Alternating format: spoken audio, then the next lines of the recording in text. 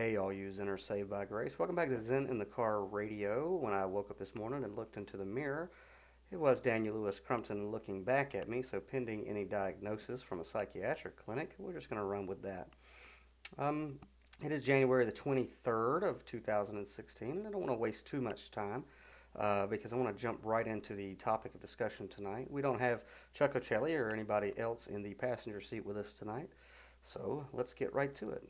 Now, according to the wise words of Robert Plant, yes, there are two paths you can go by, but in the long run, there's still time to change the road you're on. Far be it from me to offer you an absolute interpretation as to what that lyric from Stairway to Heaven actually means, either to Robert Plant or you, the listener. Quite honestly, I don't know if I'd even presume to tell you what that lyric means to me in any absolute way, and I believe that's because I don't think in such terms. I do, however, believe that it probably wouldn't hurt so much if I placed an option on the table of ideology and allow all of you to make up your own mind. If what I says appeals to your palate, then by all means serve thyself. If not, pass the pot and I'll be none too offended.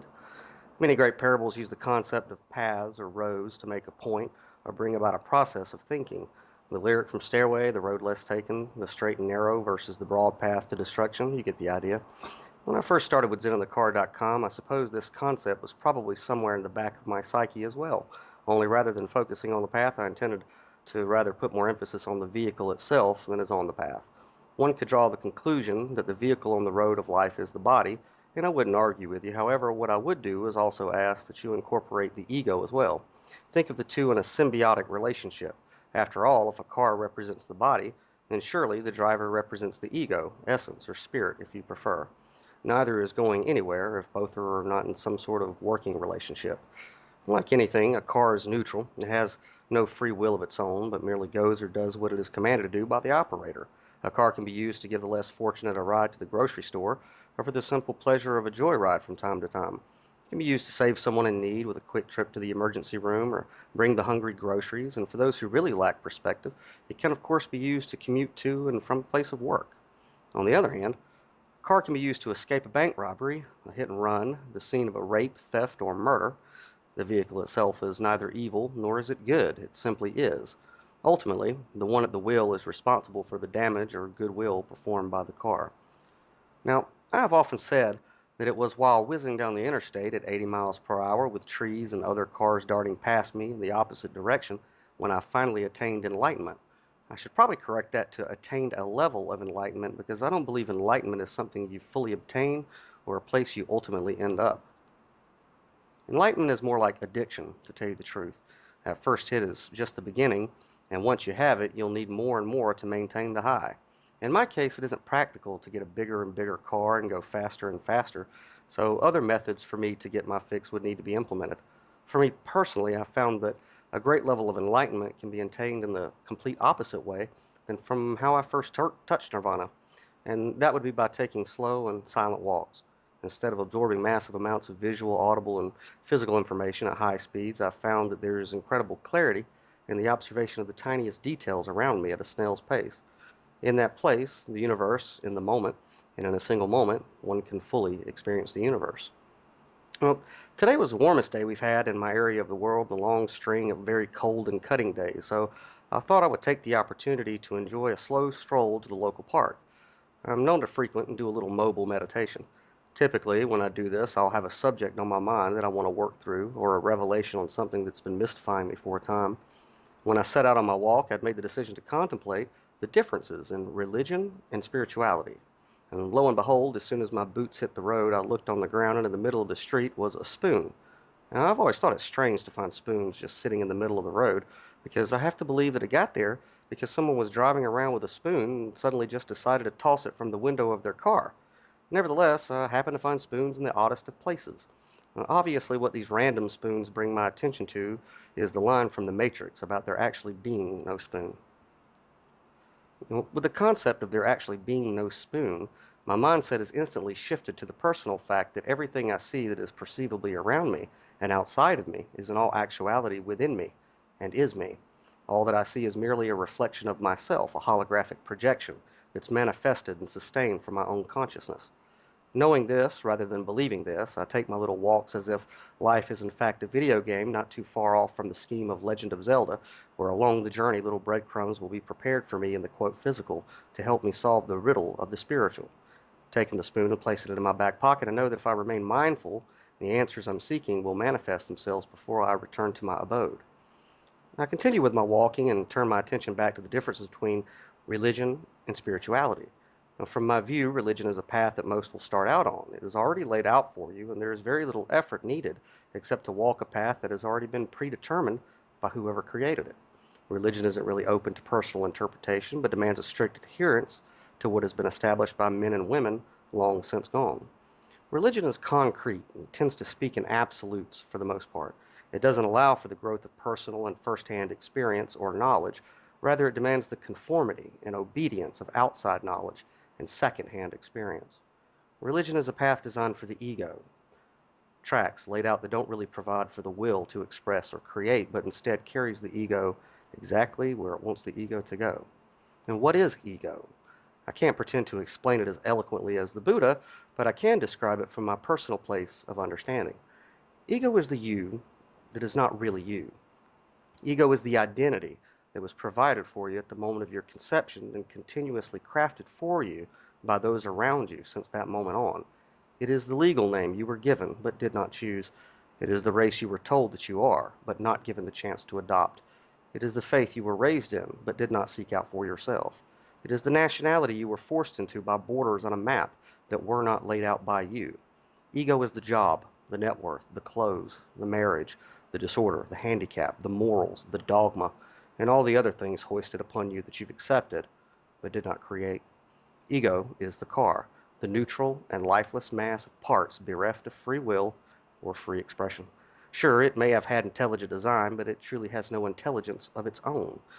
When Buddha set out on his journey to enlightenment, the concept of the ego was one of the primary conundrums he would have to tackle. Being born and raised a prince in the palace of his father, Buddha was given everything a person stuck in ego could want: fine foods, luxuries, power, as well as a wife and child. Yet Buddha was one of the few that hear the call for something beyond the physical, and from birth felt compelled to heed the call of the spiritual.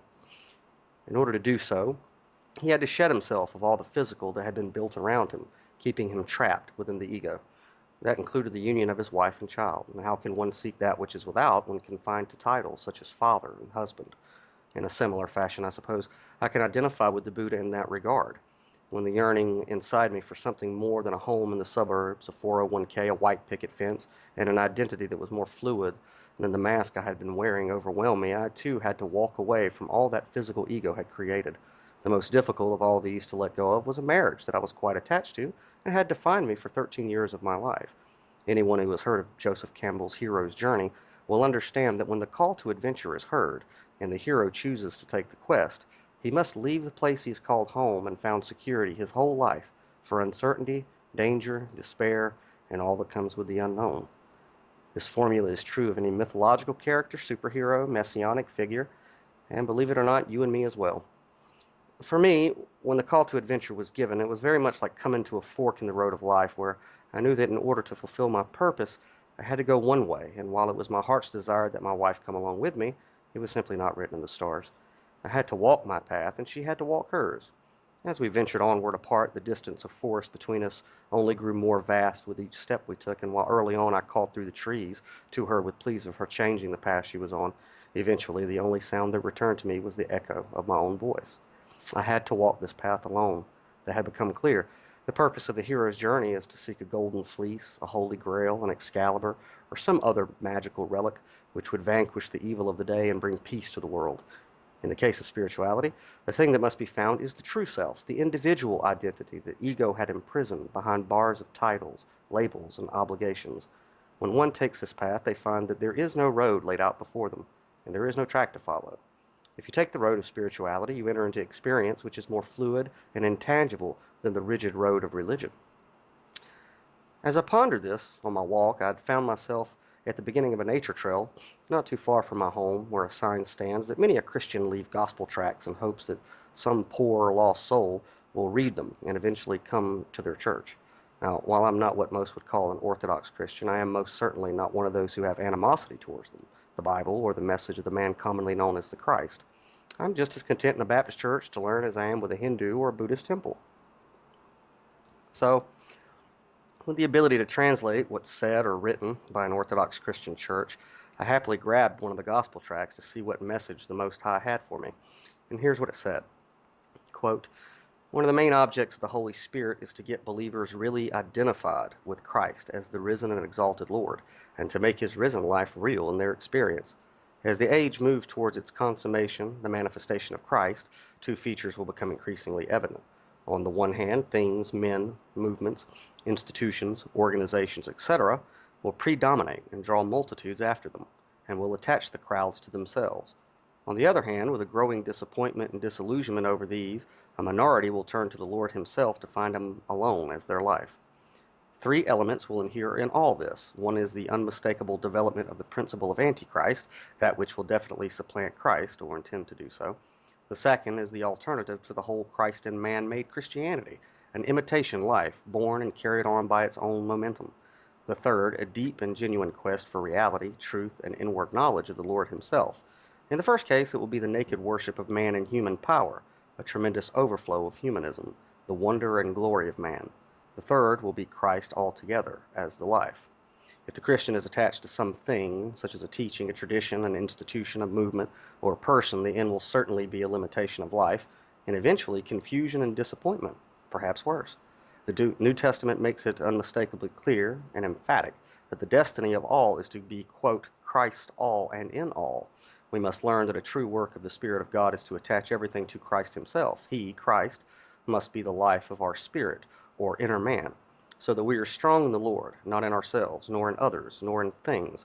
We shall have to survive adversity by his strength within alone. Christ will have to be the life of our mind. Perplexity will find us without the power to explain and understand, but the Spirit will teach and lead. Christ will need to be life for our bodies. There is such a thing as divine life for the physical body. Not always does the Lord choose to heal the body, but he does always want to be its life, even in suffering, to fulfill his purpose. It is the Lord himself, and for this to be so, it often has to be against a background of natural inability. The power of his resurrection is the law of union with Christ from the beginning to the end. Days of terrific pressure are upon the Lord's people. Their enemy is taking very little off time. The only sufficiency is in the Lord himself as our life.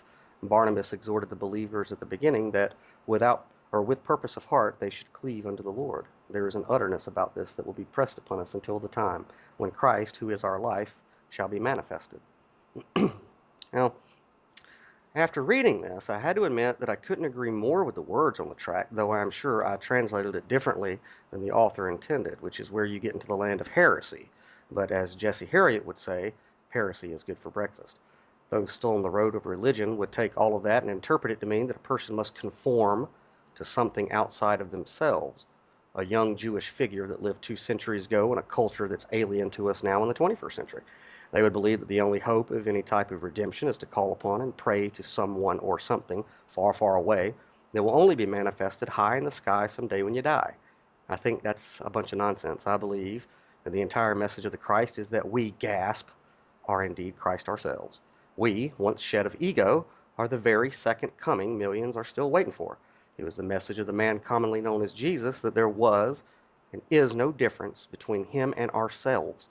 He tried so desperately to relate to us that once we're willing to shed ourselves of an ego, which has been indoctrinated with the notion that we are worthless sinners deserving of an eternity in the flames of hell, and at best we should close our eyes and bow our heads when addressing the Most High, and that we should come to the realization of the truth.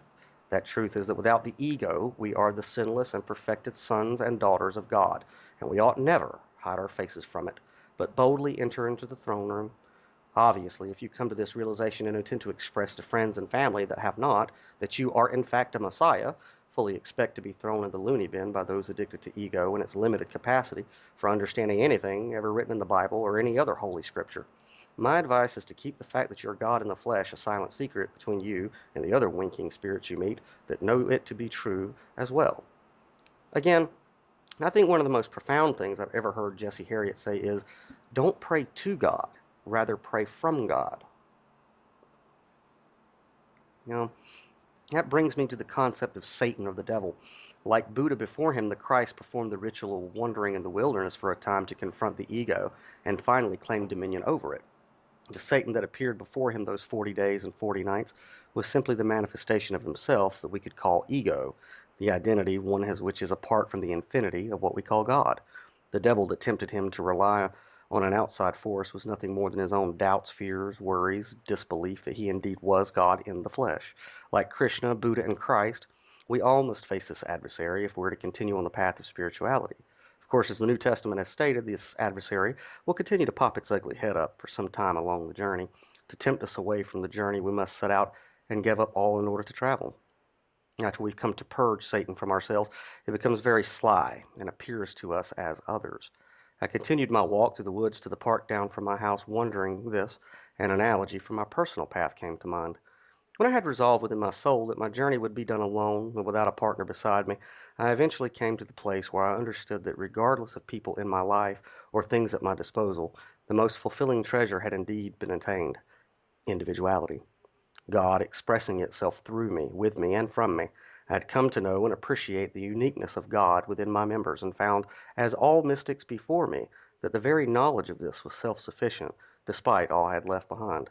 Of course, after nearly 3 years of flying solo, the temptation of ego played on one of my many vices, and that was to have my arms wrapped around a woman.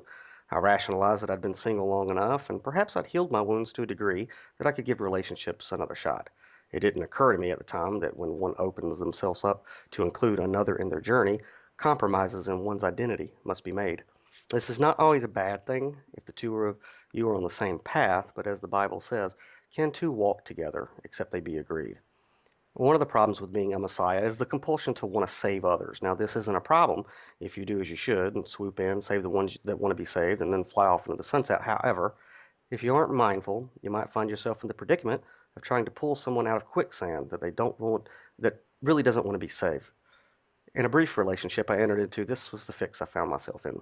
Some would call this a toxic relationship or codependent relationship. This is when you empathize with the pain and heartache of someone else so much, when you're holding on to them so much desperately, trying your best to pull them out of the muck and the mire. Before too long, you find that you're being pulled in with them. Though all your energy and strength had been dedicated to saving them from demise, it became apparent that they were fighting against you to sink deeper and deeper into the abyss. Your energy being drained, your true identity overshadowed by a new and subtle ego that's coupled with the other person, you must come to understand that you are again being tested by the adversary to abandon the hero's journey. Now, when I came to understand this revelation, and that the other person I was trying to save was merely me looking through a mirror darkly, the choice was clear: let go.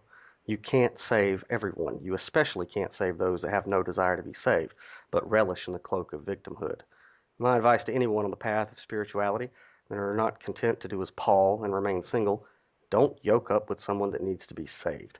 If you are to have a partner in your journey, then make sure it's with someone who has already saved themselves. Don't be pulled down when you intend to pull someone up. Instead, find someone on level ground that sees you eye to eye. Anything else, and you're stepping onto the playground of the devil, where the ego will be tempted to rise again and again. Well, as I consider this, I found myself sitting on my regular bench at the park. I took the spoon from my pocket, bent it slightly, and sat it down beside me. I looked around for more breadcrumbs of the universe, and lo and behold, not too far from me was a Nerf dart. It was bright blue with an orange tip. Not one to second guess myself, I walked over and picked it up, took a pause, and looked around, only to see another a few feet from where I stood. Like the good little avatar that I am, I retrieved it as well, repeating the process until before long I had 12 Nerf darts in my hand. And this message from the universe brought a smile to my face, as the story of the Buddha having darts from his dark half shot at him in order to frighten him away from the Bodhi tree, and of course the biblical passage of the wicked one sending fiery darts to those on the path of enlightenment. My own Satan or ego had indeed sent a barrage of 12 darts my way, but the universe was telling me to remember that they are only made of foam and plastic, and that I was never to forget that this hero's journey is just a game after all. Although we sometimes get immersed in the game and for a brief time believe it is real, we must constantly remind ourselves that the point of any game is to just have fun. So, in anything, be it love, life, or spirituality, remember that if you aren't at the least having fun, you aren't doing it right. At the end of the day, I think that is how one can tell if they're on the road of religion or creating the path of spirituality. Now, that being said, I find that in today's, especially the alternative media, there are so many doomsday prophets and negative soothsayers who are out there. And so I'm very happy to bring on tonight a gentleman by the name of Jesse Herriott. And Jesse Herriott's a writer and spirituality teacher whose work, known as The Path, explores the nature of the soul. Now, for Jesse, the soul is a sort of interior castle, and our heart is its innermost room. His life's work involves connecting others with the interior face of the life itself, which can be immediately felt when one regularly visits this space. He gives spiritual lectures and workshops within churches, spiritual centers, and educational institutions throughout the southeastern United States. In 2015, he was inducted into the Martin Luther King Jr. Board of Preachers and Scholars in the historic Martin Luther King Jr. Chapel on the campuses of Morehouse College in Atlanta, Georgia. His latest book is called Inner Genesis, and you can find most of Jesse's material at www.fulfillment.com, and the spelling's slightly different. Whenever we get him on, we'll go ahead and have him tell you the correct spelling. Hey, Jesse. Yes, Hey, how are you doing, man? I'm doing good. How are you? Pretty good, man. We were a little bit worried because you're stuck up in that blizzard. We were hoping to get you on Skype, so we're having to do it by phone. Am I coming across pretty clear? Yeah, you're coming across quick. Can you hear me okay? Yeah, I can hear you just great. Now, Jesse, one time when I heard you speak, you made a comment. You said that the mystics were coming out of the closet. That nowadays you see the Mm-hmm. mystics in Walmart and in the street. Could you tell me where have the mystics been? Are we already live? Yeah, we're live. Oh, okay. Well, first let me say thank you for having me. And in response to your question, the Mystics have, to be honest with you, they've been out for a while now. I mean, but because I mean, obviously, we're in the 21st century. When I made that comment, this was like 2012, 2013. But there's still this consensus in spirituality, whether you look at it in the West or the East, that um, those that are, I don't know, that are really a part of the movement, that really engage in their spiritual practice, that they wear the beads, that they have either locks in their hair, or they have their hair dyed a different color, or they barely wear any clothes, or they've gotten rid of Western style clothes altogether, and they wear, more Eastern style with more spiritualized, religious looking garments. And that's what I meant by that quote, that the mystics, the teachers, it seems that they've kind of been, I don't know, I don't want to say that they've been a part of that, but they can kind of get trapped into that, because for a time, religiously, spiritually speaking, you identified a person based on what they had on. I mean, even today, when you look at the Catholic Church, I mean, you can identify the priest obviously by the collar, and by the Buddhist monk based on what they wear. And so my comment was basically a call to, the consciousness of the people that were listening, and everybody else that runs across this quote, to not be conformed by what they wear, to kind of break themselves out of that box, per se, that religious and spiritual box. Because even though, we're talking about spirituality and this expanded consciousness, even that expansion can have a fundamentalist sort of twist to it. It can be kind of dogmatic about, their spiritual practice. Like, unless you do yoga like me, you're not doing yoga right. Or unless you teach like me, or you have an understanding or read what I read, my spiritual materialism, then you don't really have your spiritual practice right. And so, to reiterate, my call was to kind of awaken us out of these boxes that we can put ourselves in, and to remind everyone that Buddha is at the gas pump, to borrow from another popular radio show, that Buddha is at Walmart, that Buddha is pumping gas, that Buddha is raising his or her children. And that's basically the meaning behind that quote. Right. Now, I don't know if you had the opportunity to listen to the monologue, but essentially what I was doing was trying to, in my own way, in my own words, which is the best we could possibly do, describe the difference between Mm-hmm. religion and spirituality.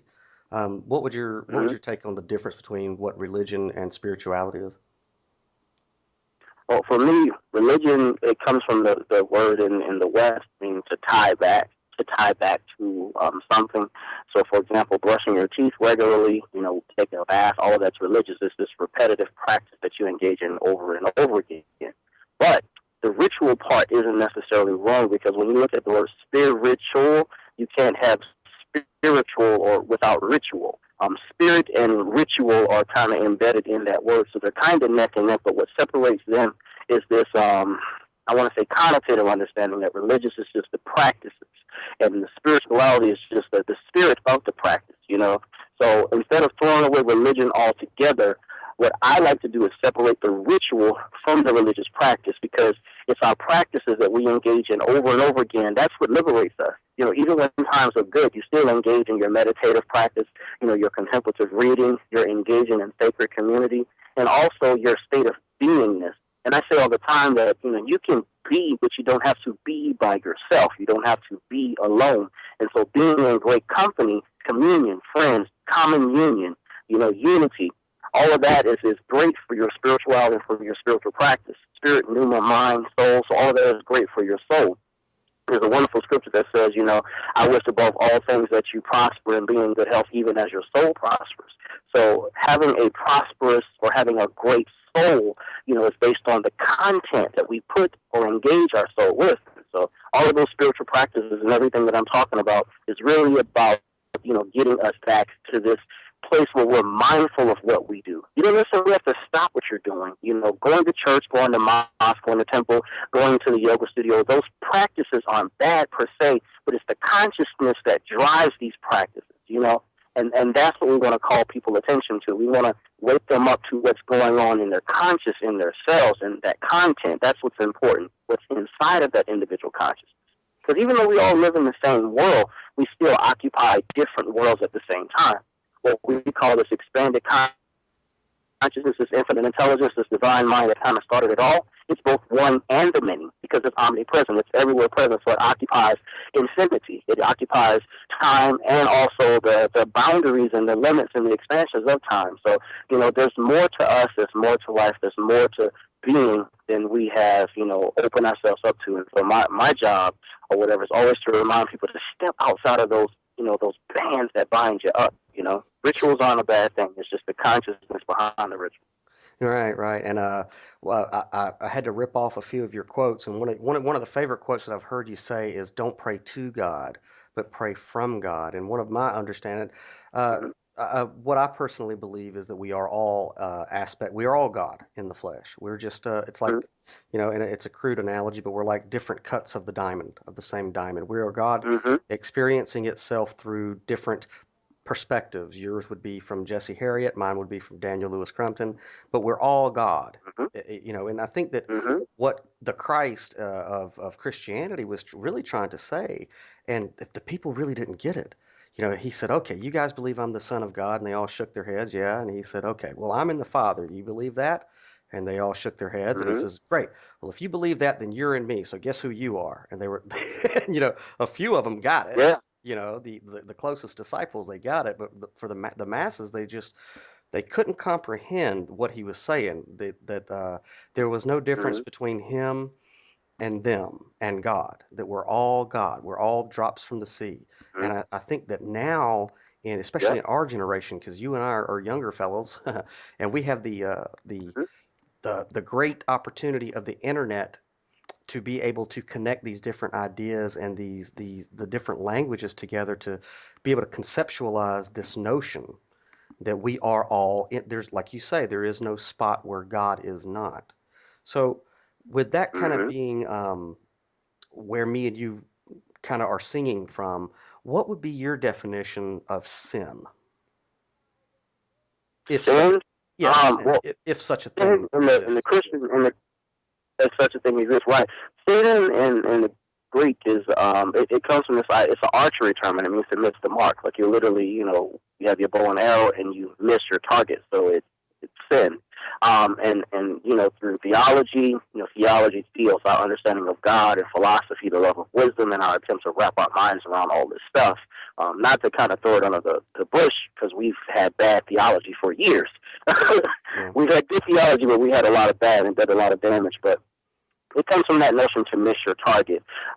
So to talk about sin in that regards, then we can have a decent conversation about it, you know, to miss our target. Because, you know, sometimes we aim for things and we miss.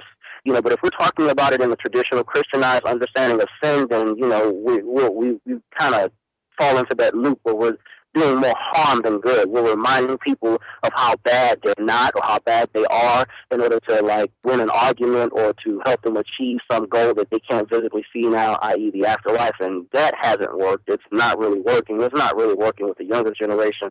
Because when you look at the numbers, I mean, people are really pulling away from what they call organized religion anyway, Amen. based on statistics. So, sin, if we're talking about it in terms of, missing a target, then we can have, like I said, a legitimate understanding where we're not setting our minds. Say it one more time, I'm sorry. No, you're fine. Oh, I was going to say, if God gave us a mind, then, God, this infinite intelligence, expects us to use it. It wouldn't disrespect our mind and, move right to our heart or vice versa. So I think that, this whole idea of sin is, if we're talking about missing a target, then we can have a conversation because all of us are trying to, carve out our paths. But we need to remind ourselves that even when we make a mistake, we are still on the path. There's never a time when you're not on the path. Right. Yeah, I agree with that. Now, I would have a different definition of sin, but which really wouldn't, I mean, it wouldn't negate yours. It would kind of be incorporated into this. That sin is the misbelief that you are separated from God. And that would be to miss the mark. It's the ego. It's whenever, and you talk about ego a lot, and I spoke about ego at the top of the show, and that a part of Joseph Campbell's The Hero's Journey is to shed ourselves or free ourselves from this illusory concept that we are whatever the name is on that birth certificate that was given to us. That whenever we fall into ego, that is separation from God and the all and infinity, and that is sin. Is that something you would agree with? Yeah, I mean, I understand that philosophy too. I mean, there are like 1,000,005 ways to say it because we're talking about this infinite intelligence, and you're absolutely right in what you say. What I try to do in my work is I try because there's so much stuff out there to remind people, like you say, of their separation from God. Even when it comes to ego, I try to be the ego's advocate. And there are a lot of spiritual teachers out there that don't. They beat the ego down. But when I look at the ego in Latin is I am, so it's your I amness. But really, when we're talking about ego, we're talking about me, that first person, second person pronoun, whenever I isn't relevant. So in scripture, we're talking about whenever you see I, you're talking about the I behind the I, this infinite intelligence, and the me that comes about in that sentence, that's the ego, that's us, that's the individual us. But if we are ego, then the infinite intelligence must be a huge ego because we are drops from this infinite force. So I say that, to say that the ego is completely bad, it kind of frowns upon life because, like you said, we aren't separate from life, we are life itself. So if our ego is bad, then that must mean the source where we got it from is bad too. So it's good. It's just the unhealthy ego that trips us up. So what I try to do is I try to redeem as much of us as I can to help without justifying it and giving people a license to go out and do bad things because they're saying, well, even if I commit something, heinous, a heinous crime or whatever, I'm still on the path, But what I try to point out is that if you are doing your practice, then something will happen in your character that will stop you before you do something like that. As opposed to saying, go out and do it, here's a license to kill, screw who you want, excuse my French. You know what I'm saying? Do all kind of crazy stuff and it still be okay. Because the spirituality should have some morality to it as well. Uh, like I said, I would disagree with a lot of the mystics who believe that the point of spirituality or enlightenment is to destroy the ego. Rather, I think for me, I can only speak for myself, but nobody else, that the best path is to incorporate the ego or the individual identity of your choosing with what we know, create a hybrid of a unique individual personality with the divine. Yeah, For me. I agree. Yeah, I like that. To allow the smaller I to merge back into the whole. So it's like, you recognize that you aren't just a drop in the ocean, but you are the power of the ocean condensed in the form of a drop. So there's not a spot where God is not, meaning God is both with you, in you, as you. Life is both in you, with you, as you. And life is both in your ego, with your ego. And life exhibits or expresses itself as your ego. And when you realize that, you let go and allow life to move through you.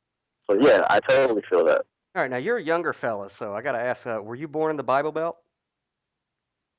Yes. Most of my family, well, I'm not gonna say most, half of my family's in the South, and half of them is up north in Ohio and New York, Yeah. etc. And I got to, because I have my own unique story, but this isn't about me. But were you raised in any particular religion or faith? Yes, I was. I was raised classical Pentecostal, so I was actually one of those quote unquote kid preachers Ah, in yep. the South. If a young person has a particular calling on their life, is what they used to say, then the minister would pull them aside, and they would still be licensed ministers. They could go to the hospitals, and I've been to hospitals. I've ministered in prisons with teens. I've done what they call street evangelism, youth pastoring, you name it, from playing the drums to cleaning the church and cleaning the toilet. I've done all sorts of things in churches. So yeah, Huh. So, I'm very familiar. because this is always fascinating for me because I know my own unique story, and I know that people who are called to the spiritual path like you and I are, we always have a unique, like the hero's journey. You have a call to adventure. What was it that kind of drew you? I don't want to say away from your roots because we don't really ever get away from the faith of our roots. We expand it. We expand upon it. But what was it that caused you or called you to start exploring things like Hinduism and Islam and Buddhism and alternative faiths besides, what's indigenous to our culture?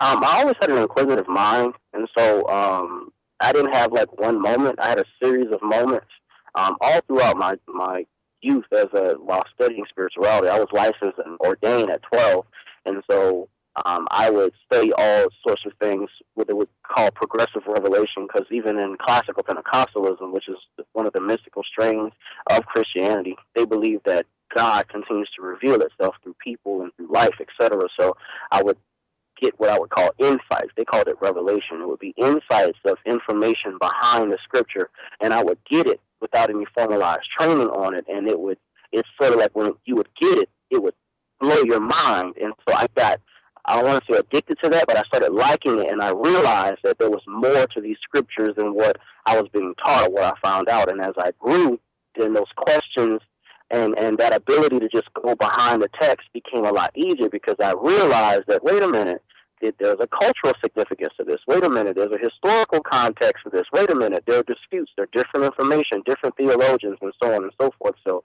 from 12 onward, and it really peaked when I was about 17, 18, because I really started studying philosophy, and I didn't realize that there were so many philosophers who had comments about theology. I was always taught that theology was, strictly theologians, and I didn't pay philosophy any attention. In fact, I couldn't understand it. And then as I grew older, I started reading Kant and so many others, and it was like, okay, and then I started stumbling upon Nietzsche, and then I went off to college, and then you know what happens in college. Your mind is blown. So, and that was it.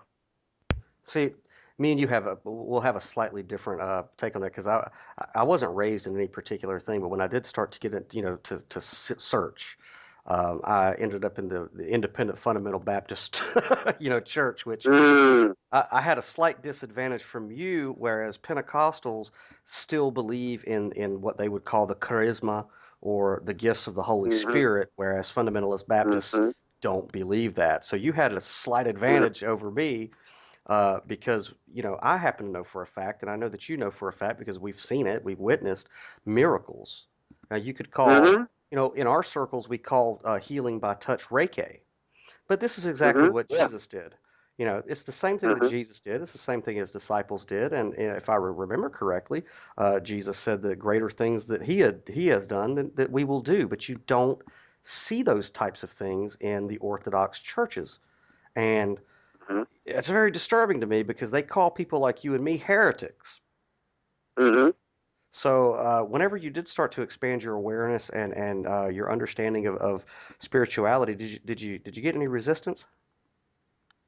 I did. I had to forfeit my ministerial license, my ministerial credentials at like 18. So, because I started pushing back, and which caused my attention to be elsewhere, and my attendance dropped in the organization that I was serving in. So, my credentials got revoked. And so I was just like, well, forget it. So I went on and got caught up in my own studies. And lo and behold, doors started kind of opening educationally where I was able to teach. So it was like, even though that kind of happened with regards to teaching in a pulpit, I started teaching in classrooms.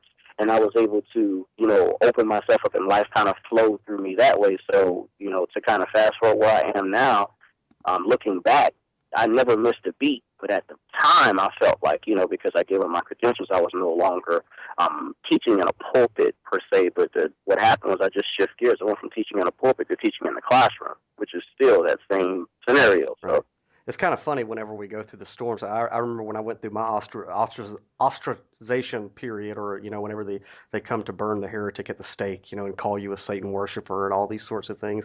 You bitch and you moan and you cry out to God and go, I don't understand. I was just asking for the truth, and this is what I found, and now all these hmm people have turned their back on me. But I think, and hmm I was told when I first started my spiritual journey that I would have all my family and friends turn their back on me, and was I willing to count that cost? And hmm I think that's a common thing that people who are mystics like you and me, or spiritual people, spiritually minded people, we all go through that process of um, rejection. We really can identify with the person of Christ in the sense that which makes it even more real for me that you know we you're on the right path whenever everybody takes a scourge to you and they're willing to spit on you and nail you to a cross. But that's a part of the package. But I didn't get to. I want to talk about your website real quick. I do. It's www.fulfillment.com. Could you tell everybody who's listening the spelling of it because it's going to be different than what you would imagine. Yeah, it's like the word fulfillment. Reverend Knight used to say, in order to get fulfillment, you need fulfillment. So get full of the feeling, and the fulfillment will manifest. So I kind of got that, created that as an inspiration to him. So it's FULFEELMENT, like fulfillment, except it's fulfillment. Right. And that website is what I say where thought and feeling kind of collide and have their home. Right, right. And anybody who's listening now, I urge you to go there. There's a lot of great stuff on there. Jess TV is great. I was listening to a few of your talks before, we came on the show, and obviously I've heard you in person before. You do have a new book out, and it's called Inner Genesis. You want to talk about that for a little bit before we have a break in about 15 minutes? So I want to give you an opportunity to tell people what they're going to find in that book and your other books as well. Sure, yeah. A lot of my books are based on my teaching, so I would be inspired to teach a series of talks, and I would, in order to basically capture that information, because a lot of times what I do is channeling. I'm up there and I'm preparing for a lesson, I'm teaching, but information kind of comes through you on the spot. When that adrenaline starts rushing, you open up to life. And so, Inner Genesis and some of my other books, Revelation Revealed, are just my way of capturing a series of teachings that I did. This particular series, it's just a short book, short read, like 45, 50 pages max. It's based on what I call Bible metaphysics or biblical spirituality, where I take a look at the text, and instead of focusing on the philosophy and theology and all the crazy arguments behind certain texts, to rule it out, I interpret it mystically. And if you pick up the book, I'm sure your listeners will love it. But I go through the first like 10 or so chapters of Genesis, maybe a little bit more. There'll be another series where I'm actually going to finish up the entire book of Genesis. So it'll be Inner Genesis Part 2. But I talk about basically some of the mystical threads of this particular scripture and pull from the Hebrew and Kabbalah and all that. It was a fun project. Yeah, I think that's the problem with most Orthodox religions is that they get so obsessed with taking the Bible as literal historical documents, and they completely miss that it's like Christ said, the entire Old Testament is an allegory. It was an Mm-hmm. allegory for us. They miss that it's an allegory, and Yep, they it's a technology. It's a exactly. technology, just like outdated software. Think of it as an old computer. That's it's funny you should say that. I have tried to describe that to people that um, for example, we're broadcasting now, and we have television signals that have been broadcasting since the advent of television. That's going out. It's pulsing out from this planet, and hmm and I'm sorry if anybody who's listening, if you believe that we're the only life in the universe, go go take a look outside. Okay. Uh, God would have to be very bored, or a very boring God to only have one planet. But the transmissions that we are sending out, we have to believe it's going to hit a civilization that's lesser evolved than us. And I don't know if you're a fan of Star Trek, but I thought in the second Oh, Star I Trek, am. Oh yeah, in the second Star Trek movie, the reboot, at the beginning, how an entire religion is started on this planet because they happen to see the Enterprise rising up. I believe that Hmm. somewhere out there, there's a planet that has "I Love Lucy" as a religion. You know, It, because it's quite possible. very possible. And Hmm. if we take that and kind of reverse it back to us, we're by no means are we the most evolved species in the universe, but at some point transmissions from highly evolved species reached us. Let's say it reached us 2,000 years ago. Well, the only mode of receiving that we had at the time would be the human body. Uh, and we call those people who receive these transmissions prophets and seers. Hmm. And, it's funny that you say that it's a technology, because that's exactly the way that I've tried of course, people call you crazy, when you try to talk about these types of things in certain circles. But yeah, talk about that a little bit about the fact that scriptures are a technology.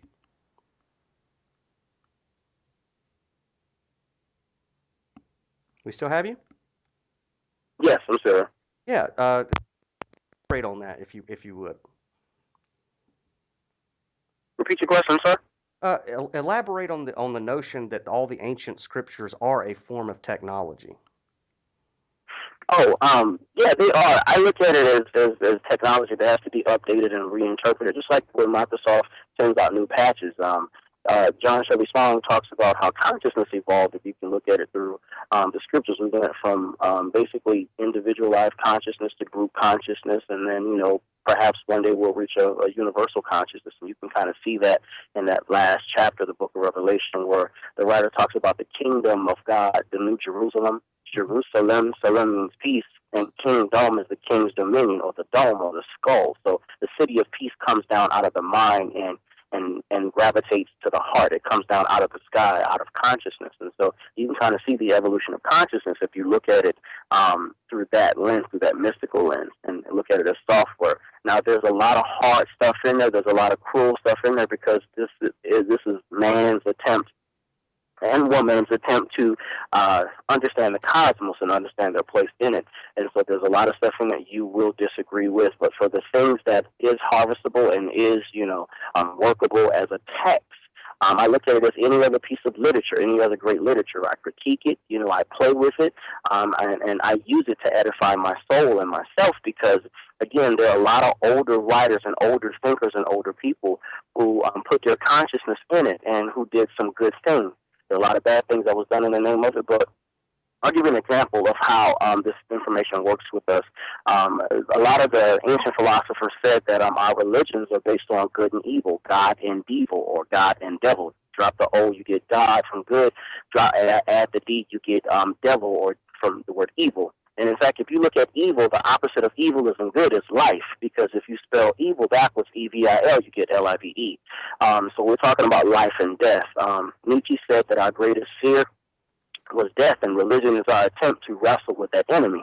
So our ancient ancestors at some point, at one time in our history, looked up in the sky and said, wait a minute, the sun is about to be devoured, i.e. son of God, by this big monstrous snake. The snake was called Night, the serpent, Night, like the dragon, like Lucifer in the Bible. Hmm. And so the serpent comes, or the great whale, like Jonah, the story of Jonah, devours the sun, and then the sun stays down inside of the heart of the night for 3 watches. And if you look up, you can see the eye of the serpent blinking and staring at you, the eye being the moon. And this is their consciousness. This is the old tribalistic stories that kind of materialize in the Bible if you see them. And so the 3 watches of the night are from sunset to about 10 p.m., 10 p.m. to like 2 a.m., and then 2 a.m. to 6 p.m. Jesus was dead, so to speak, 3 days and 3 nights in the heart of the earth. 3 watches. Buddha discovered himself through the 3 watches of the night and saw his past life and all of these things. So when we look at these particular texts, all of them, Western and Eastern, from this mindset, we're talking about software, we're talking about literature, great literature may be great as far as it's amazing how this information has been pieced together from various cultures and it still exists today. That's what makes it great. And imagine what we can do if we can harvest some of the good things, because everything is good if it has a usefulness and it doesn't cause harm or anything like that. And that's the mindset that I have. That's why I think that this is technology, because like any other technology. Electricity is great, if it powers your home, but it's terrible if you're using electricity for something harmful to cause harm to someone else, or yourself. So that's why, with that understanding of all of that, I look at it as technology and something that can be used if it's used properly. Right, right. And one of the things I find, I'm a real big movie buff, and I know there's a lot of people out there who listen, who think that, oh, the Illuminati controls Hollywood, and they're trying to, brainwash us. I don't believe that. I believe that writers specifically, and I don't mean just writers like myself and yourself, but writers of songs and scripts and things like that, that we are tapped into kind of a collective consciousness, and we receive information maybe a little bit ahead of time. And I think that movies that are coming out here recently, specifically the X-Men movies that talk about human evolution taking a giant leap forward. These movies that are coming to the forefront uh, all of a sudden, especially after 2012, December the 21st, 2012. And nobody that I know who's really researched the Mayan calendar believes that it was supposed to be the end of the world. I'm sure that you don't, but it's from my Mm-hmm. research. It's shown that the whole point of December the 21st, 2012 was to mark a date of an upgrade for the human genome, Mm-hmm. for DNA. Is that Mm-hmm. something that, is that a view that you share? Yeah, I can understand that point of view. I've had colleagues to tell me, like Don Miguel Ruiz Jr. When I spoke with him, and it was a time of great celebration, but it was also a time of great silence and solitude because it marked the end of a culture. It was a culture who predicted and prophesied, their I don't want to say their end, but their this dissemination in the earth. Howard Thurman, when he reflected on slavery of the African American people, one of the largest African populations on the planet next to Nigerians, the African American people from Africa, he suggested that they were by life scooped up and planted across the face of the earth, and wherever they touched, then civilizations came up and other cultures as well. So these great dates that are prophesied and predicted by societies, they're very important. There are a lot of quote unquote new age things that kind of jump on the bandwagon, to try to say this is what it is, like you said, like the end of the earth and the end of the world. And if you're not careful, we'll follow it and then we'll dismiss it and we won't even pay it any attention. But those of us, like you said, who are awake, we kind of gravitate towards it because it's like, wait a minute, there's something else going on here. There's more information.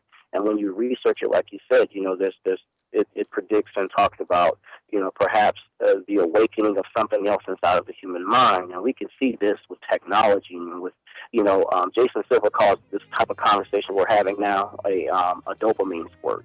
So you can you can see this with conversation and technology, and you can see the evolution of the mind and of the man. So yeah, there's a lot of great stuff out there, but again, you have to be open to it, and you have to kind of let it in your heart and hear what it's really saying.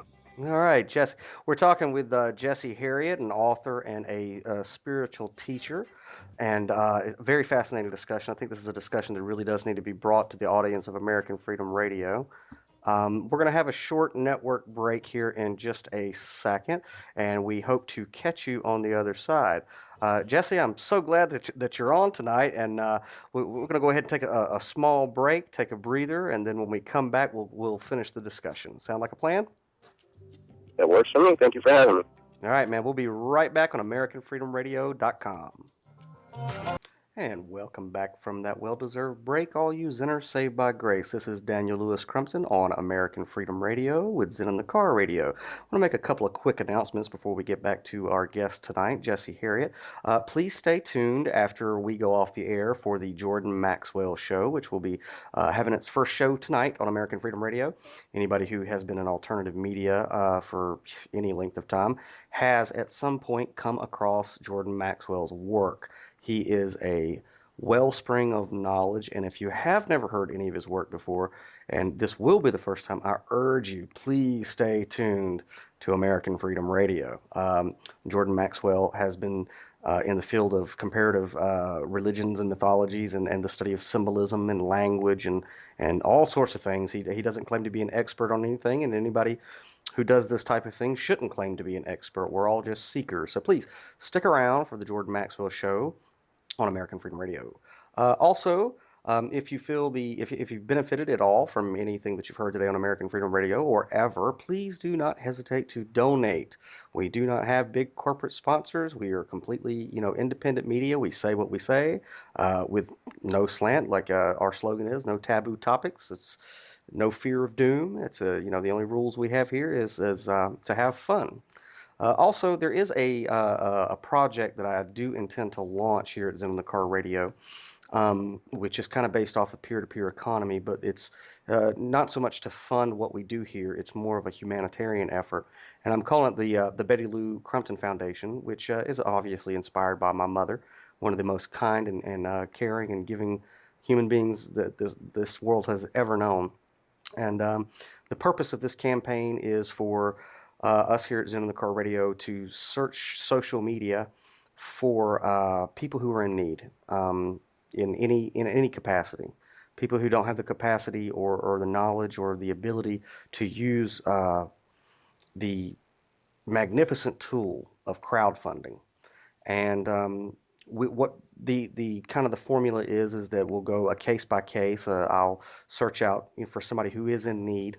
We'll set a goal to meet that need. All of you will, have an opportunity to contribute to show your humanity, and together as a community, we can help make a difference. Um, Obviously, the first person that I did want to use as a case is my mother, who, if you go to GoFundMe.com/Betty Lou Crumpton, BettyLouCrumpton, you can read about her current situation. She is the veteran of or the widow of a veteran of two foreign wars. She's also a two-time cancer survivor. And since her husband, my father, departed in 2011, um, she's been struggling with COPD, in and out of the hospital, and she did spend the holidays from Thanksgiving to Christmas hospitalized on breathing treatments, a ventilator. And it's my intention to help her out with her current medical bills and to give her peace of mind. And I think she's probably the perfect person to use as the initial case for the Betty Lou Crumpton Foundation. As soon as we meet that goal, we will move on to somebody else. And hopefully, if you guys do your part, it'll be an ongoing thing to show that we don't need any government handouts, and we don't need to stand on street corners and beg, but all of us who are spiritually minded can make a difference in the world. So I do urge you to take part in that. That being said, we want to get back with a conversation with Jesse Herriott. Jesse, we still have you. Yes, I'm still here. Hey, Jesse, during the break, me and Danny Romero were speaking about um,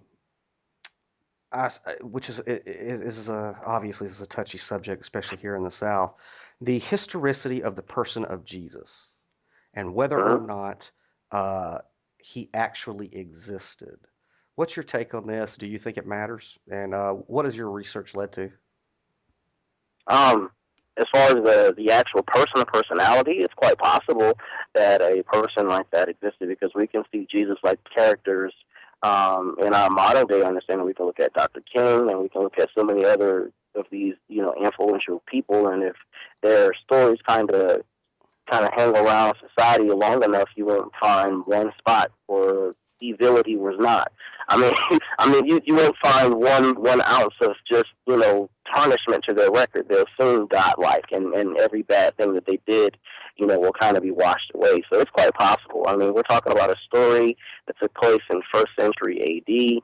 And depending on who you read, there are books out that talk about, the many crucified saviors, all throughout history and through the mythology. So it's quite possible that this story could be based on a singular person, or it could have been based on a ton of people. But the word Jesus the name is actually Yeshua, and so the more anglicized correct pronunciation will probably be Joshua. So I mean, you can come at it from any angle.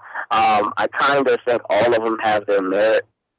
But even if, like Santa Claus, completely mythologized based on, Saint Nicholas and all of this stuff, the whole principle of giving that comes behind it is kind of, the reason for the season, honoring life. And so I try to focus on, not so much the actual person or personage, but I try to give people the benefit of the doubt that kind of believe in the actual historical person that walked the earth. I don't have any problem with them. I try to meet everybody where they are as much as possible, because there's some people you can't just they're just crazy. They don't want you to. It's either you are with them or completely against them. But then there are other people that are more open to reason and learning, and I'm one of those guys. I mean, I don't walk around here, with beads on, 24/7. Sometimes you might catch me with a Starbucks cup in my hand. So Yeah. I'm just as easygoing as they come, and I think that mysticism is found in everyday life. And so there are people out there that honestly believe in the physical person, like I said, but then there are other people who believe that Jesus represents this mythological, historical figure. They call them the mythicists, and I am one of them. D.M. Acharya is one of my mentors from afar. I've been reading her works, for as long as I can remember, and she is, she does phenomenal work on connecting the Jesus story with all of the stories of mythological figures throughout the ages. So, to answer your question, yes and no. Yeah. You know, And as contradictory as that sounds, I agree with you. I'm mm, me coming out of the Baptist church. I was told that everything that's in the King James 16:11 is to be taken literally. But then you look at Matthew, Mark, Luke, mm, and John, and you go, wait a second, I've never met a Jew with English names. So yeah, yeah. And clear. John is not a part of the synoptic tradition. Matthew, Mark, and Luke are, and then it all of it's crazy. One is based on John Shelby Strong is a great writer. He talks about the oldest one. I believe the oldest one was Mark, and then Luke was based on Mark, and then Matthew being the last one, and then John coming along. Luke was a companion of Paul, so you're talking about Paul who never even witnessed. He wasn't a part of the initial group. He had an experience, after Jesus had died. And so, Right. but Luke is a part of the synoptic gospels, as if Luke, was right there. So, Right, and to me, it's a nice field of study. I know, and me and Danny were talking about it. One of the things I did do when I got out of the Baptist church was I actually read what Josephus had to say, and then when you read it, you mm, realize that one, it Josephus didn't write it; it was inserted by the Catholic Church, and two, mm, it really puts a stick in the craw of the literal interpretation. But that being said, I also believe that and I call him Yeshua too, but just for the sake of mm, making it easily translatable for people in the Bible Belt, I'll call him Jesus when necessary, but I call him Yeshua. But I also believe that there was a historical figure. Now, I happen to believe that he ended up in Kashmir, uh, mm, and that he did study, the Vedas, and he did study under Hinduism, and he studied Druidism. I'm one of mm, the people who believe that in those missing years, he traveled the world, the mm, the actual person. But at the end of the day, I really don't think that it matters if he actually historically existed, because the nature of or the character of the story itself is mm, enough for me to mimic. George Lucas has said that in 100 years, Star Wars will be a religion. I'm of the belief that yeah, so will the Matrix. So if 100 years from now somebody believes that Neo was actually a historical person and it makes them a better person, the fact that Neo actually was just a character that an actor portrayed is irrelevant, as long as through that medium they are able to understand divinity. Is that something that me and you would probably agree on that, right? yeah, definitely on Neo representing new, the awakened mind, awakened consciousness. What happens to the human being when they kind of wake up and realize that they're no longer just, dancing on the end of strings that someone else pulls, to quote Howard Thurman. Neo woke up, and when he woke up, he had magical powers. But watch this, his magical powers weren't outside of the Matrix, they were within the Matrix. So the meaning for tell us when we wake up, to away from the Matrix per se, but Neo goes into the Matrix, does amazing things. And so I say all the time that Earth is the school. That's why we're here. So when we read these mythologies, even in the movies, great work, a lot of the authors are telling us is to kind of get your power, kind of wake up, do your practice and all of that stuff, but then go back into your life. Don't just retreat from your life, go back into your life, love harder, work more, allow yourself to be this stuff that makes you zealous and makes you want to go out and tell other people and shake people and wake them up. Just be it, live it, do it, let it manifest through your life and through your love. Not making you passive, but making you compassionate. like we were talking about the Matrix, and of course most religions are based off of Joseph Campbell's hero's journey, which we all go through. There are phases to the hero's journey, and you talk about that extensively in your teachings. For people who aren't familiar with Joseph Campbell's hero's journey, can you tell us what the phases are, so that somebody who may be on the journey and it's freaking them out a little bit, they know where they are on the map? Sure. The Hero's Journey is a great teaching by Joseph Campbell. He was a student of so many folks of his day, Carl Jung and so many others. Joseph Campbell is also a student of some other people that wrote before him. A lot of folks, they don't really know about some of the other writers, but they were great people. I can't even think of the guy's name. My mind kind of escapes me. But the Hero's Journey, you kind of start out by hearing the call to adventure. Gerald Massey is his name, by the way. Gerald Massey wrote during the 1800s, and he was what they call a polyglot, self-taught, and he talked about the evolution of religion, how our major religions and our major stories about religion take on three forms, what they called the elemental, the Toltec, and then the humanistic, and you can kind of find all the religions of the world in these three phases. The humanistic is religions that are based around a great human or a great human being, whether gods are people, or Toltec, where the gods are animals. These archetypes are animals, a lot of the Aboriginal traditions, and then what they call the elemental powers, where gods are great forces of nature. And sometimes these forces of nature evolve and they go from elemental to Toltec animal to humanistic, and sometimes they kind of stay elemental. So all the religions are in those three groups. And Joseph Campbell continued on the work of people like Gerald Massey and others who wrote before them. You still there? Yeah, I'm here. Okay, so the hero's journey picks up with a lot of that info, and of course he adds to it himself and adds his own original thinking. Where you start off by hearing a call, like in so many other great stories in mythology, something traumatic happens, or sometimes you just through great insight, because there are two major ways that you learn, either through great pain or great insight and revelation. So something calls you out of your state of normalcy. And it's funny when you are out of your normalcy as you move into the hero's journey, when you quote unquote finish it, kind of return back to normalcy. And I think that's a major part of the journey. We're called out of our normalcy to kind of wake us up, and we go to another place. Then we yield to this call, either we fight against it. If you fight against it, then that initial calling was extended. And I think all of us know what that's like, when something within you is telling you to do something and your mind is waiting and making excuses, and then finally you kind of yield, and it's like you have a little bit more peace in your life. Well, after that, then you kind of reach this stage where you receive, a supernatural aid along the way. You meet what they talked about as the old woman or the old man, this great wisdom teacher that kind of prepares you and guides you. And this teacher, according to mystical traditions, is just your own self. Intuition, one of the stems from the word intuition, inner tuition, is tuere in Latin, and tuere means tutor. So intuition is inner tutor. It's your inner teacher or inner guide. So there are a lot of traditions that talk about intuition as this mystical and magical thing. You walk outside and you communicate with the fairies and the ghosts and the spirits and all of that, and that's great. But for other people who are kind of, they're not a part of that strain, it's your inner teacher. Jesus said when the Spirit of truth comes, it will lead you and guide you into all truth. In fact, you won't even need a teacher, because at some point in your life, you kind of wake up and you kind of see. And so instead of reading other people, you start writing, and you kind of become that which you seek. Although there's nothing wrong with learning from other people as well.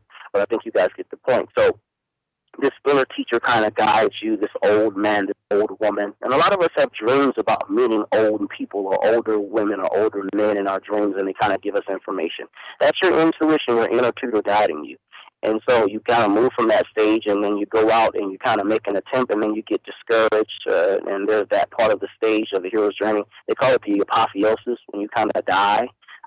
Jesus said that a seed cannot grow unless it's first falls to the ground and dies. And so it dies and then kind of becomes this great thing that it's supposed to be. And that death and dying and that cutting away is a part of life, and it's also part of the hero's journey. That's sort of the climax of the journey.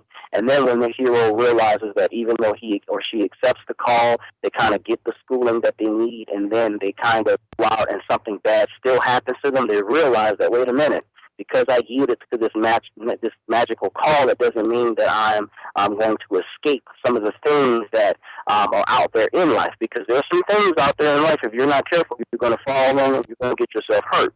I say all the time that spiritual practice isn't an insurance policy against things happening, but it's an assurance policy to let you know that even though things may occur, your consciousness is awakened, so you can kind of pull in your teacher to navigate, and you can also have a leg to stand on, knowing that things will be all right.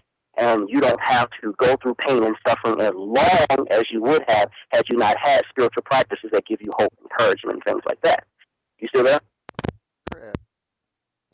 Okay, so we move on from the death and dying stage, and you go from death and dying to this phase where you're kind of tackling the monster. I can't quite remember the name, but you're engaging in battle, and you kind of defeat this enemy. And call recording off. The enemy is the inner me. It's the inner me, the parts of yourself that you kind of wrestle with. It kind of gets slayed and destroyed. In the Sumerian tradition, we have this great teaching about Tiamat. Tiamat is the great mother that the hero goes and destroys. The English took that same story, and we had our Beowulf. Beowulf was one of the first great mythologies of the West, and that's why it's still celebrated today, where Beowulf destroys Grendel and Grendel's mother. So Tiamat is destroyed, but watch this. When the hero Marduk destroys Tiamat, he splits her in two, and part of her becomes heaven, and the other part of her becomes the sea, or becomes the earth. And that's another creation story talking about consciousness, that when you kind of conquer these parts of yourself, and you become truly integrated, where you're no longer running away from yourself, but you're diving into yourself, your flaws, your bad habits, all of those things. This call is now being recorded. Another great teacher by the name of, his name escapes me.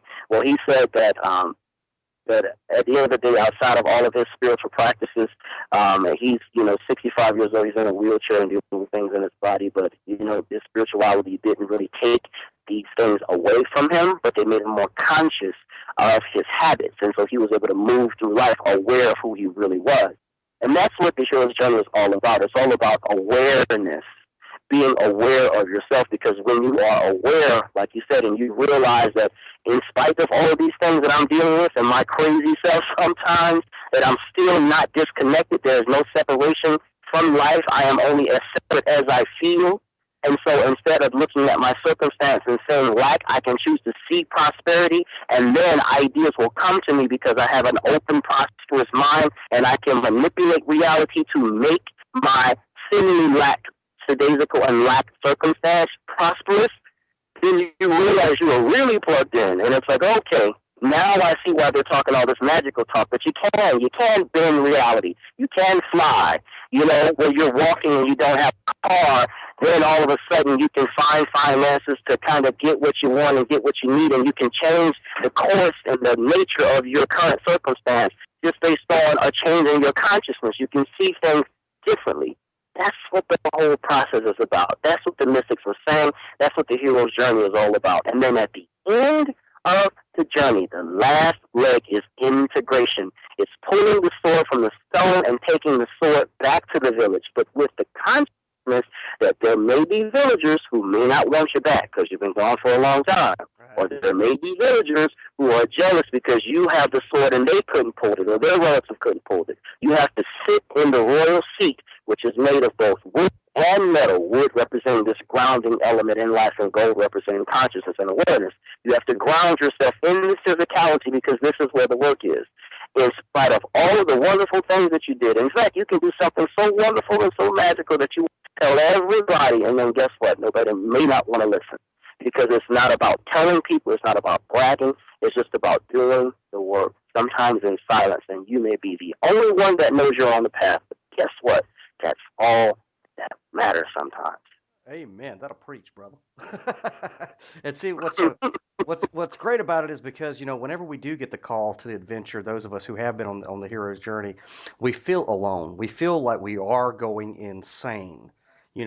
Especially when the rules of physics start to change for those of us who are able to see beyond the veil. And people will call you crazy. You feel like you're losing your mind because reality itself that it has been relayed to you is changing. And it's like they say, you know, when the student is ready, the master will appear, which is what you were talking about at the beginning of the call, is when you get that mystical guide. And it's, Mm-hmm. I know that anybody who's listening who's had traumatic events in their life or who has had their world turned upside down and has been hoisted onto this journey that has yet to hear what you just said is extremely relieved at this moment, because I know that whenever, and most people call it the Kundalini rising, the experience of the Kundalini, Mm-hmm. uh, you do feel alone. And when you do manage to hear other Mm-hmm. people talk in a similar fashion to what you're saying, you go, oh, okay, it's not just me. Now, every Mm-hmm. every seeker's journey is going to be unique to them, but it's all based off of this same cycle of you're born in a place of normality, you get a call to adventure. If you're stubborn and you stay in the village, it gets rough for you. But do you believe Mm-hmm. that everybody who is called will go on the journey, or do you believe that that's when, which is where I would get into my beliefs, that reincarnation kicks in, and if you simply are stubborn, you got to do it again on your next go around? Um, I'll say this: life is mystical and magical in that, even though we're connected with all things, we don't quite know all things consciously. And so Carl Jung and a lot of teachers talked about the role of life being to make the unconscious conscious, meaning that as much spiritual practice as you do, there still will be some things you won't quite see and things you won't quite know, but it doesn't mean that that isn't being revealed to you. So you have to kind of stay open. And with that sort of scenario, you go from feeling empowered to feeling like the child. But it's okay, because guess what? The child and the adult are still the same person. Jesus said, unless you humble yourself as a child, you won't enter into the kingdom, because this kingdom, this awakened mind, we're talking about that you have to be humble with it. You can't walk around feeling like you're going to strike the ground and gold is going to come out. Sometimes when you strike the ground, dirt is going to come out. So you have to kind of get out of yourself, and it's both and. Use your mind, use your higher functioning, but kind of have a mindset like, okay, something is going to come to me, so I practice and practice and practice and practice, but then be willing to let go of my practice because it may come a different way. And that's the conundrum that we're in. We see through a glass darkly. But the word darkly in that scripture, the word darkly is enigmati. Darkly is a mistranslation. We see through a glass as if it's enigmati, darkness, or enigma, where the word enigma comes from. So we see in riddles. We don't see through darkness. And in fact, the writer, when they coined that phrase in the New Testament, they were talking about mirrors. And the ancient mirrors were polished glass. They weren't even glass. Glass was invented by the Phoenicians or the Egyptians. So they're looking through polished glass, and that's how they see themselves. Right. And so they write this understanding. And so a lot of us think that our lives are dark, we can't see, but it's actually enigmati. Our lives are riddles that we have to find out. And so we are never off the path, because we're constantly open to exploration, and we're constantly solving the mystery, solving the riddle, solving the puzzle. And the puzzle is us. We're learning more and more about ourselves. Right, and we've mentioned Carl Jung a lot during this conversation, and one of the most profound books that changed my life was Man and His Symbols. And what that book was able to do for me is, especially people who are, a lot of the American Freedom Radio audience, um, maybe not so much this audience, but a good bit of the audiences who are in the alternative media are still stuck in this place of looking at certain symbols as good and evil, rather than seeing that symbols and symbolism is actually a reflection of ourselves. Uh, and have you read Man and His Symbols? I do. I have that copy in my personal library. I love that particular book. With that book, I read it at like 2021, and one of the things I learned is that, like Joseph Campbell said, that dreams are private myths, and myths are public dreams. So when we're reading our mythologies, it's like we got together and we dreamt corporately, and the world soul woke up and wrote down what it saw. And so when we go to bed at night, the stuff of our dreams, that becomes the stuff of our mythologies and our religions. So Man and His Symbols talks about the unconscious, and how these symbols, they aren't just like weird things. They have power. Like when you see a picture of a newborn baby, it pulls you. It pulls on your heart. And so to me, that book just screams out, like, hey, there's more to life than there seems. There's more to what's going on than what people and politicians and government have been telling you. So if you kind of wake up to it, you will find that there's more to life, but also you know more than you think. You see it sometimes in your dreams. You just have to take the time to yourself. Right, right. And I've often said that a lot are, when you're a child and off and you look into your closet and you see a monster hanging there, and then you cry out to your parents and they come and they turn on the light, and then with the illumination of the light you can see that no, it's not a monster, it's a jacket hanging in the closet. For me and a lot of people who pick up man and his symbols, it mystifies and humanizes a lot of the symbols that people say, quote unquote, the Illuminati are using to control us. And rather than seeing something evil, once you understand what the symbol means to you, take it and control it to really control your own subconscious guidance. I mean, we know that we're inundated every day with symbolism, subliminal messages, corporations to buy their products. Like, for example, beer companies put the word light, Bud Light or whatever it is, on the bottle of IHT, because naturally we want to go to the light, but you know, and what Carl Jung will do is allow you to reclaim those symbols which are ours by birthright and begin to utilize, program your own psychology. Is that something that you agree with? Yeah, I think you were breaking up just a tad bit, but to answer the parts of your question that you were talking about, I totally agree. That at the end of the day, there's something going on, with life. There's something mixing up, and if we can kind of open ourselves to it, and we can kind of see, we can get clues for what we need it. I read a story one time where it talked about Beethoven, and the writer tried to get inside of Beethoven's head, and it was explained that, sometimes symphonies came to Beethoven all at once in a dream, and it took, months and days in order to pen these things out.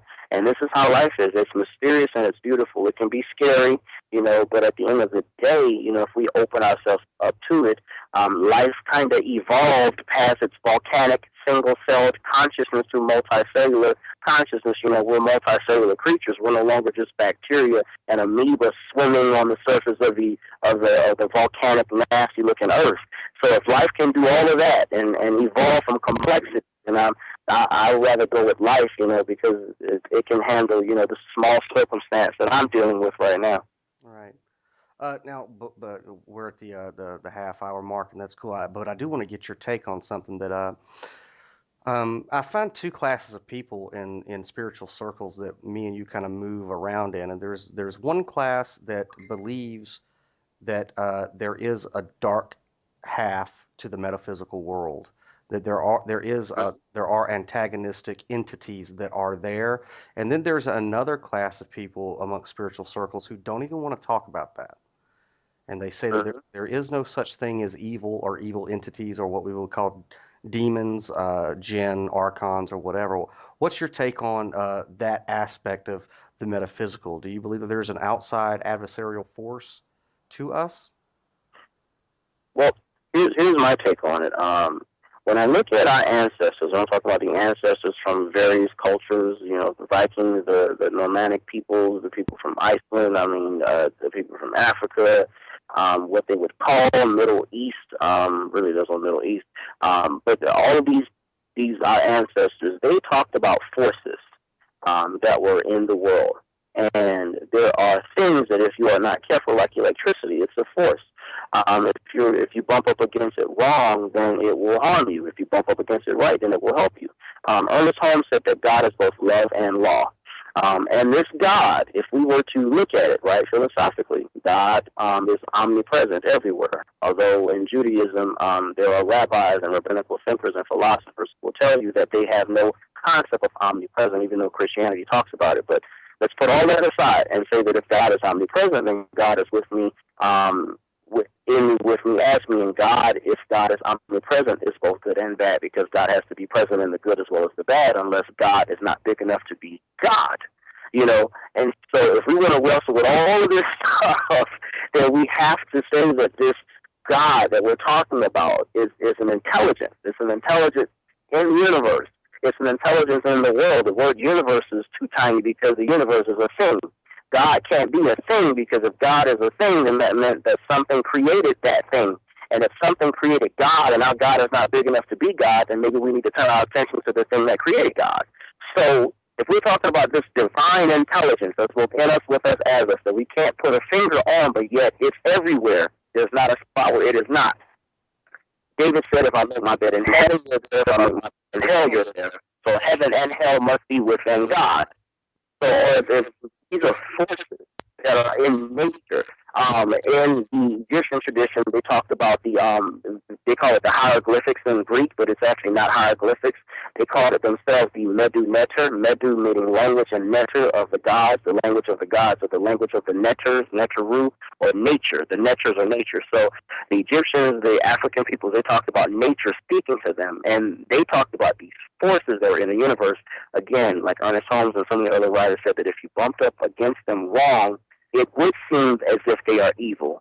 It would seem like when electricity or when lights first came about, talking phones, I'm sure there were people who thought that talking televisions were demonic, because words should not be coming out of a box. It was something magical. I'm sure if we were to go back into 1875 with cell phones, and people would think that we were crazy and voices coming out of the side, that we were charlatans. But, perhaps what we would call evil is just when we misapply the law, this law of love and this law of good.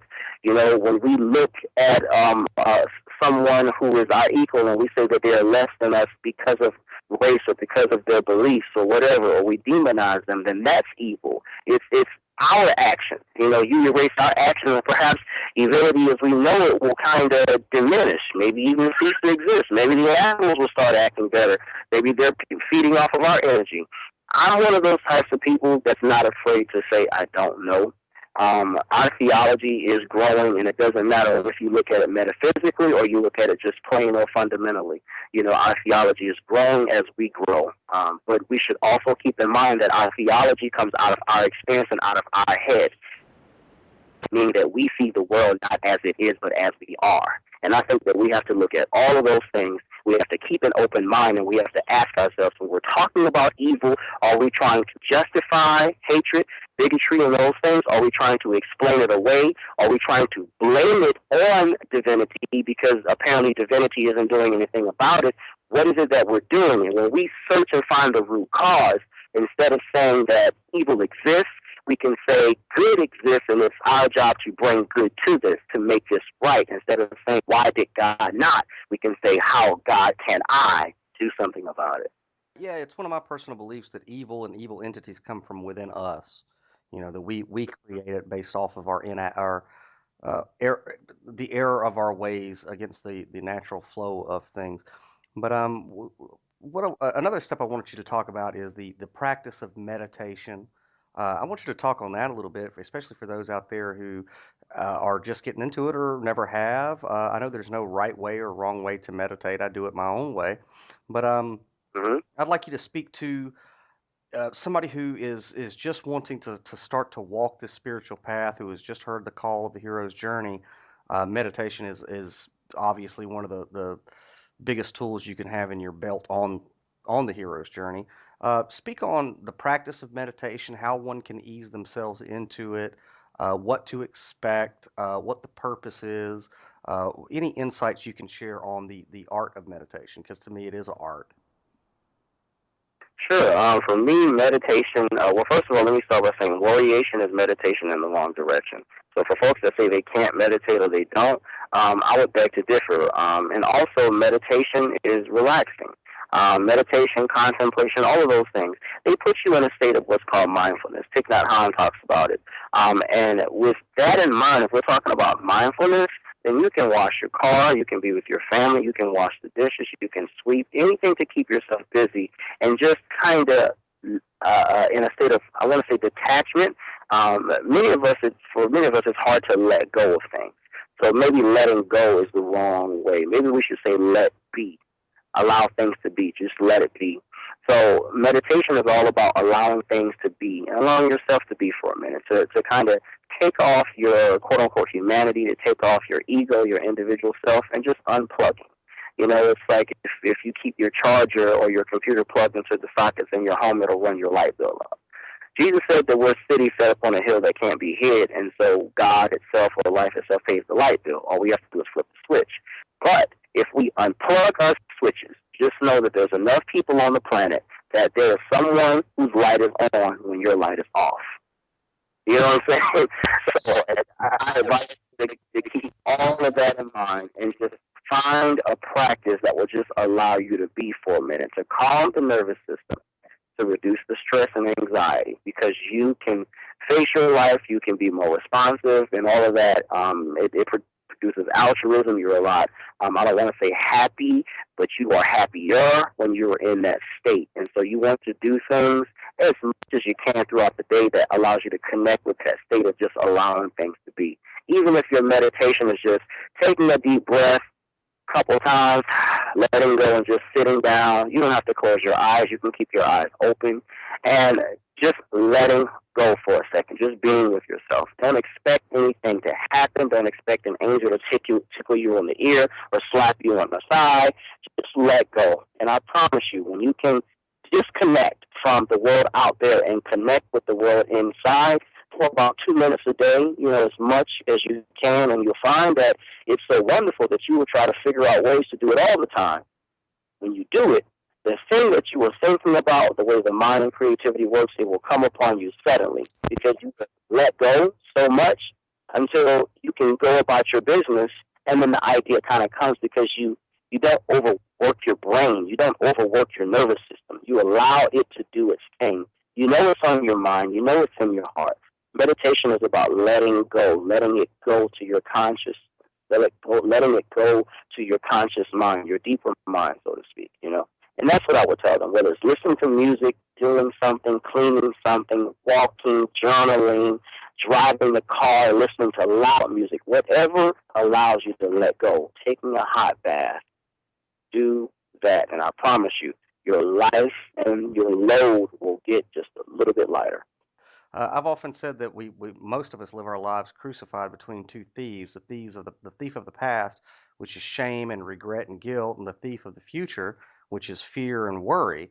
And those two thieves pull us apart from the present moment, that just Mm-hmm. the moment that we are in at that time. And whenever I first began to meditate, I'm a huge Radiohead fan. I believe that the lyrics to those guys are so, they're not from this planet. That's Mm-hmm. But one of the greatest songs to understand meditation is a song by Tom York called The Present Tense.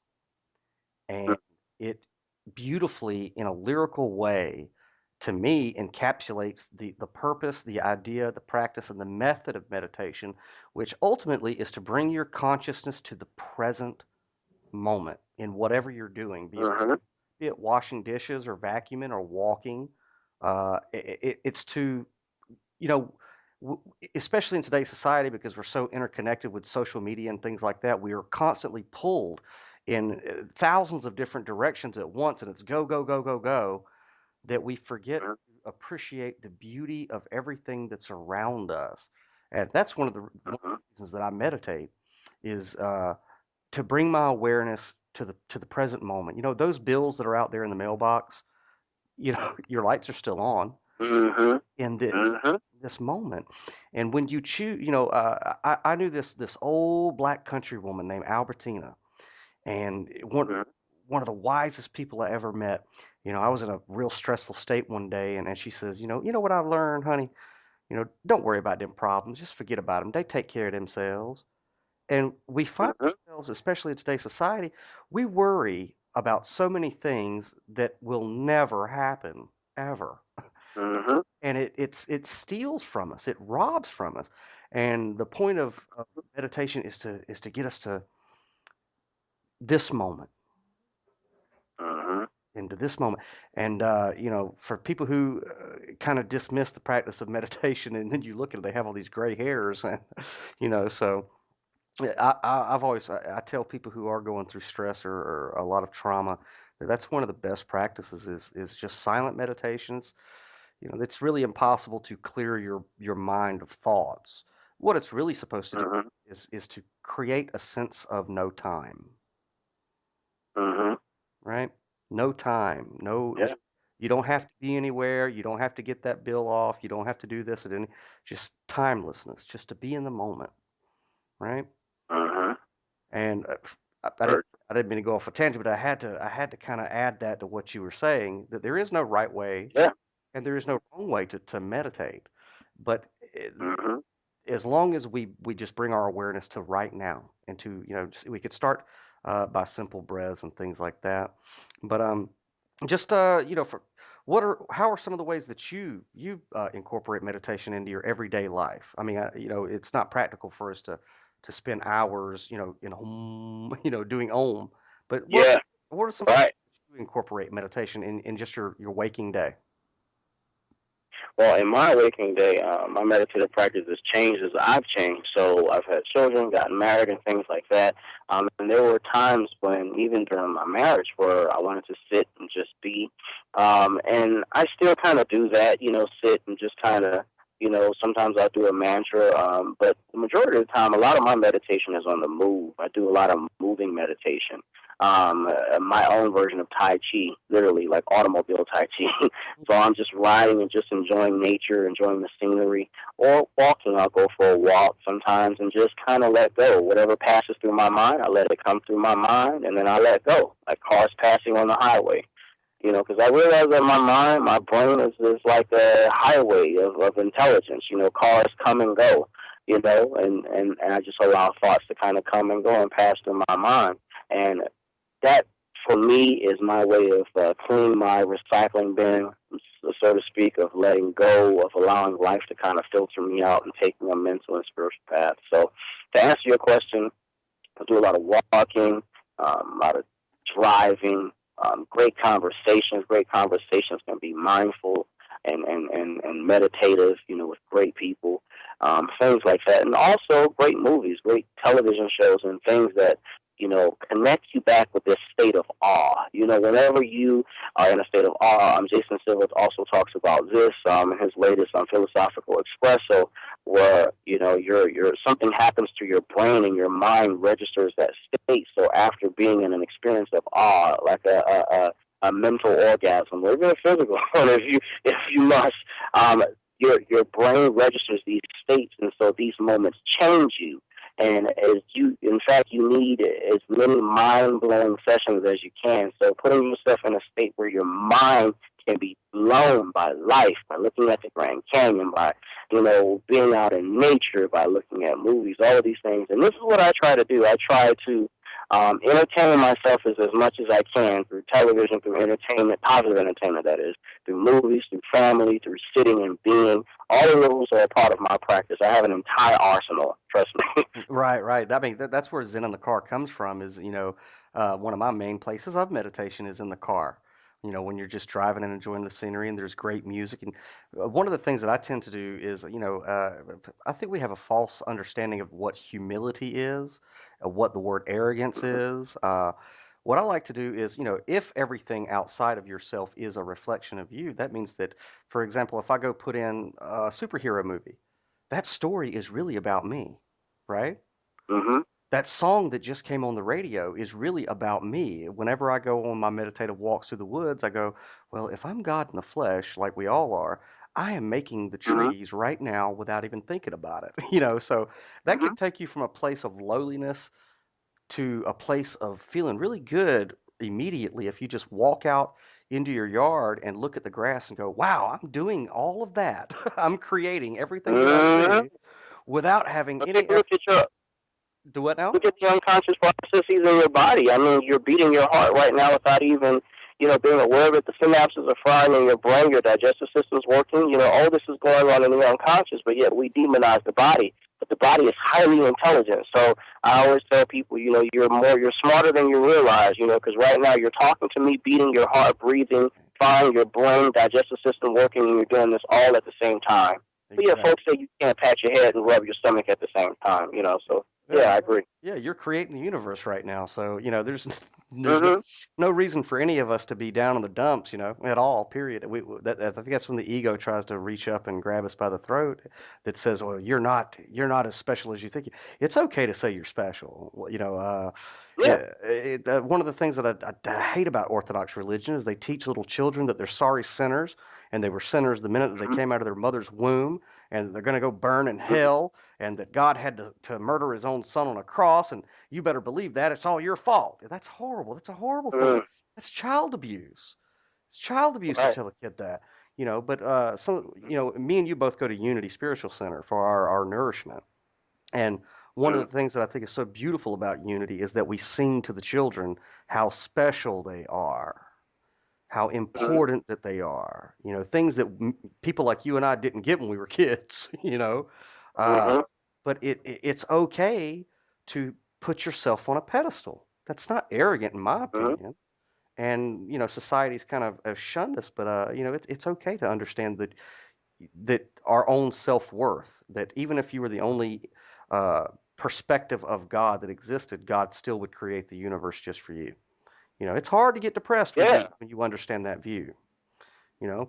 But we're Yeah. we're coming down to the last few minutes, Jesse. So I want to let you go ahead and have the air and say anything that you think is important to top this conversation off. And of course, I want you to plug any books or websites or places that you're going to be publicly speaking. Go ahead and take a few minutes, and I want you to round this whole conversation out. And I want people to make sure that they are able to find you as soon as we get off the air. So, Mike is yours, Jesse. Well, my website is www.fulfillment.com. That's FULFEELMENT.com. And my name is Jesse Herriott. You can pop my name into Google, and you'll find tons of articles and information on me, but specifically connect with me via Facebook and Twitter and Instagram and all of the other social media sites that are available. I'd love to chat with you. I am doing a lot of traveling this year. In the next couple of weeks, I'll be in some spiritual centers in the Southeast. So connect with me via social media to find out more on my calendar and itinerary. I would love to meet you in person. You can also check out some of the books that are out there. You can pop my name into the barnesandnoble.com or any of your other online retailers and find my books. Or you can physically go down there and demand that they order my stuff and ship it right to you. Either one of those works. But what I would like to tell you is that, that regardless of what you're dealing with right now, regardless of what you're going through, that there is a way to make it better. Because I think that wholeness and betterment is something that we should really pay attention to. And so spiritual practice is really all about betterment. I have come that you may have life and have it more abundantly. So that scripture is about adding more life to your life, adding zing to your life, zest to your life. You may not be able to fix the circumstance, but there is something that you can do to alter it, to make it better. You may not be able to have everything you want, but you can change these wants and get everything that you need. So I think that when we change our awareness, when we pull away from consumption and this consumerism mindset, we can really practice self-love. I am definitely not against self-love. Take care of yourself, because if you don't, who else will? But pull away from consumerism, this spiritual materialism, and this hunger for more and more and more material things, and get back to the things that make you who you are, that make you a soul, that make you a good person, that build your character, that build your mind, and then focus on your life as well and find balance between the two. Don't allow the things on the outside to manipulate and change the things on the inside. And I think that when you do those things, that you can kind of get in harmony with this thing that we're talking about in the universe, in the world, in life, in harmony with your fellow man, because you'll realize there's no separation between you and life, you and God. There's also no separation between you and your fellow man. The golden rule is treat yourself as you would like others to treat you. And then you realize metaphysically that there is no difference between me and you. So when I'm nice to you, I'm actually being nice to myself, because there's no separation between you and I. The you and I is connected together, and the you and I becomes unity. And unity, you can't have the unity without you and I. So what I would like to say to you is, be blessed, be encouraged. Daniel, thank you so much for allowing me on. I'd love to talk to you again sometime in the future. And that's it. All right, Jesse. Like Regina Spektor says, I'm the hero of this story. I don't need to be saved. I think that was a perfect cap that we could put on it. And I'm also a huge believer in random acts of kindness to strangers. I believe that there is a new currency that's going to manifest itself, and I think well, it already manifests itself, but it's being good to people with no expectation of anything in return. And it's like Jesse was saying. Whenever you are kind to strangers, the Bible does say, uh, be careful of strangers. You may have entertained angels unaware, right? Mm-hmm. Which is a huge. I know that to be a fact. Most times, angels appears as either homeless people, old people, or people who are quote unquote mentally deficient. That's something you've come to find out, right? That the most spiritually minded people that you can meet are typically the people that society avoids. Yeah, the word angels is angelos, similar to apostolos, meaning sent one. So angels are messages or messengers of consciousness. They're not just characters, but they're characteristics. So people, thoughts, ideas, places.